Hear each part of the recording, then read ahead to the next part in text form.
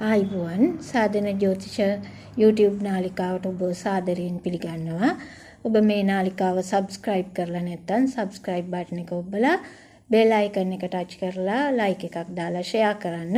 මම වීඩියෝවක් දාපු සැනින් ඔබටත් ඒ වීඩියෝව දැක ගන්න පුළුවන්. අද මම කතා කරන්නේ රවි කුජ ගුරු සංයෝගය සම්බන්ධවයි.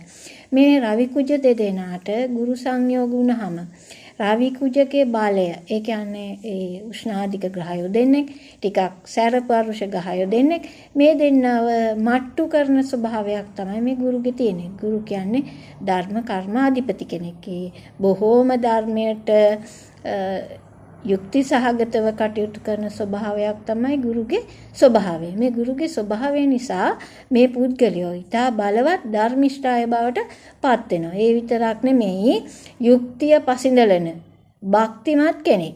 අඹදරුවන්ට බොහෝ ආදරය කරනවා. තමන්ගේ වර්ගයාගේ මූලිකත්වයේගෙන කටයුතු කරන්න මේ අය හරිම දස්සයි. වයසට ගියත් මේ අයට ධනය ගලාගෙන එම නතර වෙන්නේ නැහැ. ඒ වගේම අන්ධ භක්තිකයෝ නෙමෙයි. නමුත් සත්පුරුෂ පුද්ගලයෝ මේ අයව ඇසුරු කිරීමෙන් අසත්පුරුෂයන් සත්පුරුෂයන් බවට පත් වෙනවා.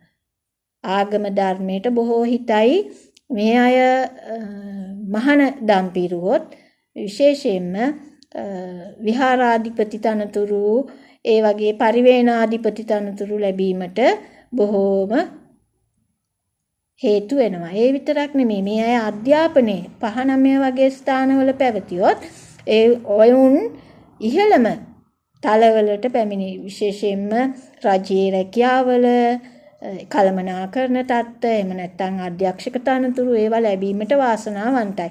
ඒ වගේම අපි බලමු මේ යෝගයේ නරකට හිටියොත් මොකද වෙන්නේ කියලා. මේ යෝගයේ නරකට හිටියොත් වෙන්නේ අධික ලෙස වියදම් කරන්න පුරුදු වෙනවා. ඒ වගේම තමයි තමන්ගේ දෙමව්පියන්ගෙන් තමන්ට ලැබිච්ච දේවල් පවා නිසි කළමනාකරණයක් නැතුව කටයුතු කිරීමෙන් බොහෝ අවලාදවලට ලක් වෙන්න පුළුවන්.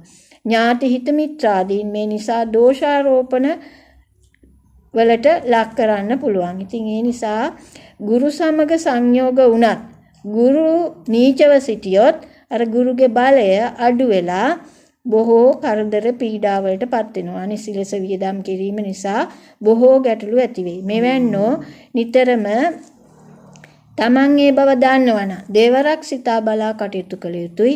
නැතිනම් විවාහ ජීවිතේ පවා ගැටලු ඇති වෙන්න පුළුවන්. නිතර දස දිසා පිරිත සජ්ජායනා කරන්න, උදේ හවස සෙත් පිරිත් සජ්ජායනා කරන්න, මෛත්‍රී භාවනාව